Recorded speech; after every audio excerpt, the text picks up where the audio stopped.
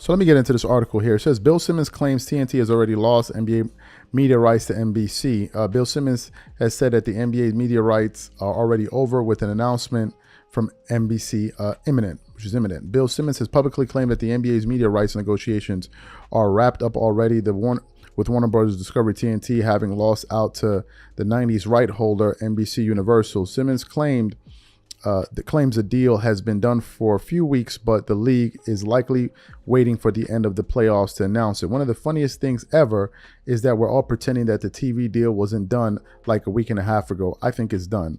I think Warner has already lost it. I don't know why they're waiting till after the playoffs. Maybe that's how they have to do it, but it's a wrap. NBC is getting it. So you heard what Bill Simmons had to say there.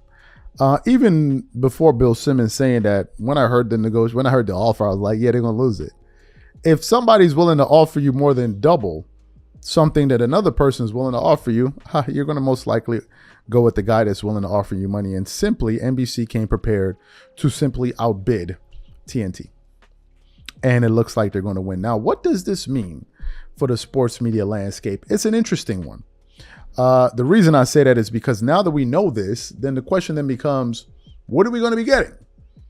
Who are going to be the people that are going to be coming to the NBA? Number one. Number two, what happens to voices like Shaquille O'Neal and Charles Barkley?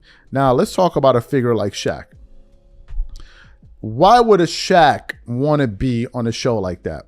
I don't think it's for the money, although obviously Shaq is getting paid a nice amount of money. I'm pretty sure. I don't know the amount, but I'm pretty sure.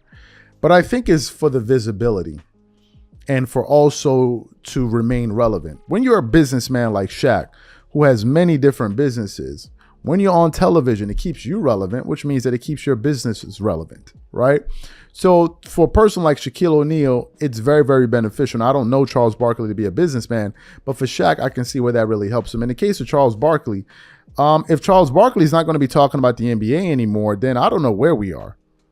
I do not know where we are, because I think he is a voice that is needed.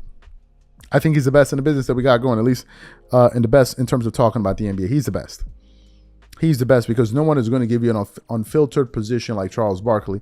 And he rarely, if ever, has any rooting interest. So he just goes out there and essentially tells you what he 100% believes. So for the NBA, I mean, for us as fans to be in the position where we could be losing out to him, losing some of these voices is going to be a pretty big blow. But then I want to get into something that was said on the Dan Patrick show when he was there talking to him. And Dan Patrick said to Charles Barkley, he goes, well, but Charles, why are you so worried? I mean, for all we know, NBC can bring you guys over. He's like, I don't know that. I don't know that, number one. And number two, he said, I don't know how it works without Ernie Johnson, because Ernie Johnson is essentially the glue that keeps that show together.